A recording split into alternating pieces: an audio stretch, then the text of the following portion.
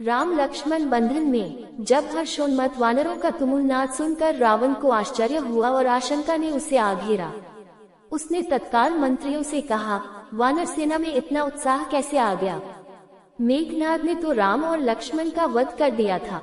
शीघ्र पता लगाकर बताओ, इसका क्या कारण है? कहीं भरत तो अयोध्या से विशाल सेना लेकर नहीं आ गया? आखिर ऐसी कौन सी बात हुई है जो वानर सेना राम की मृत्यु का दुख भी भूलकर गर्जना कर रही है? तभी एक गुप्तचर ने आकर सूचना दी कि राम और लक्ष्मण मरे नहीं हैं, वे नागपाश से मुक्त होकर युद्ध की तैयारी कर रहे हैं। ये सुनते ही रावण का मुख फीका पड़ गया। उसने क्रोधित होकर पराक्रमी धूम्राक्ष को आज्ञा दी, हे वीरश्रेष्ठ धूम्राक्ष, तुमने अब तक अनेक बार अद्भुत पराक्रम प्रदर्शित किया है। तुम सहस्त्रों वीरों को अकेले मार सकते हो। एक विशाल सेना लेकर जाओ और राम लक्ष्मण सहित शत्रु सेना का वध करो। रावण की आज्ञा पाते ही शूल, गदा, तोमर, भाले, पट्टिश आदि शस्त्रों से युक्त राक्षसों की विशाल सेना लेकर धूम्राक्ष रणभूमि में जा पहुंचा। इस विशाल वाहिनी को देखकर वानर सेना घोर गर्जना करती हुई उस पर टूट पड़ी। धूम्राक्ष कंद पत्रों वाले तीक्ष्ण बाणों से वानरों को घायल करने लगा।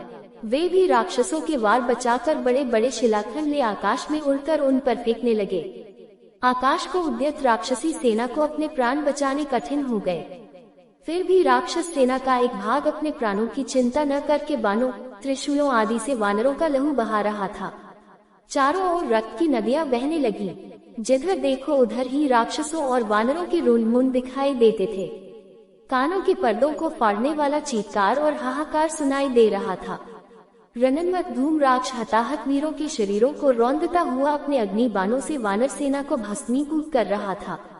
उसके आक्रमण की ताव न लाकर वानर सेना इधर उधर भागने लगी। अपनी सेना की ये दुर्दशा देखकर हनुमान ने क्रोध से भरकर एक विशाल शिला उखाड़ी और लक्ष्य तानकर धूम्राक्ष की ओर फेंक दी। उस शिला को अपनी ओर आते देख वह फुर्ती से रथ से कूद पड़ा। इस बीच में रथ चूर चूर हो चुका था और घोड़े तथा सारथी मर चुके थे। राक्षस सेनापति को इस प्रकार बचता देख हनुमान का क्रोध और भी भड़क उठा।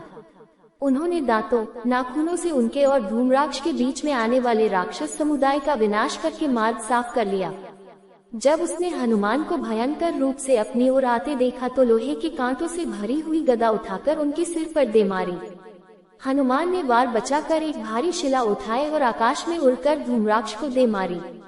इससे उसके शरीर की समस्त हड्डियां टूट गईं और वह पृथ्वी पर गिरकर यमलोक सिधार गया। उसके मरते ही राक्षस भी भाग छूटे। रावण ने जब धूम्राक्ष की मृत्यु का समाचार सुना तो वह क्रोध से पागल हो गया। उसके नेत्रों से चिंगारियां निकलने लगी। उसने वज्रदष्ट को बुलाकर आज्ञा दी कि वह राम लक्ष्मण तथा हनुमान सहित वानर सेना का वध करके अपने शौर्य का परिचय दे।